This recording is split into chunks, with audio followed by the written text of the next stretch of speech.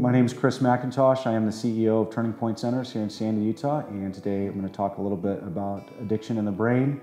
We all have heard that addiction is a disease, but more specifically, addiction is a brain disorder. This part of the brain is the prefrontal cortex. It's the cognitive or conscious part of the brain. We use this part of the brain every day for higher functioning, language, mathematics. This is the logical, rational part of our brain. This part that's colored in is called the limbic system or the midbrain. Definitely not rational or logical part of the brain.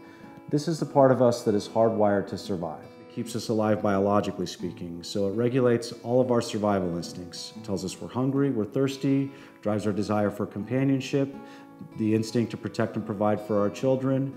If you've ever been in any kind of a situation where you're in imminent danger and you sort of go on autopilot and then you look back and you think, wow, what just happened?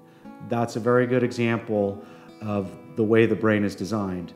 The limbic system hijacks the prefrontal cortex to ensure our safety, and then once the environment or the threat is gone, the environment's returned to normal, perceived as normal, the limbic system takes a more passive role. Experts say that addiction is about 50% genetic in nature, and so for those people with the genetic predisposition towards substance abuse, what happens is they get exposed to drugs and alcohol. They find that it changes the way that they feel. They like that. They begin to seek it out. And over time, the midbrain or the limbic system gets very excited. Eventually, it becomes overstimulated, maybe confused, till it reaches a point where it flips the switch.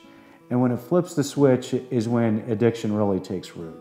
The brain actually begins to perceive that the compulsion to use is a survival mechanism. It's almost as if the individual develops an instinct towards intoxication itself. Getting loaded means more than holding on to a job, paying your bills, taking care of your relationship with your loved ones, taking care of yourself. You know, you see people drink themselves to death and you wonder why. Well, from a biological standpoint, they truly believe that the need for alcohol is a priority over the need to care for their well-being.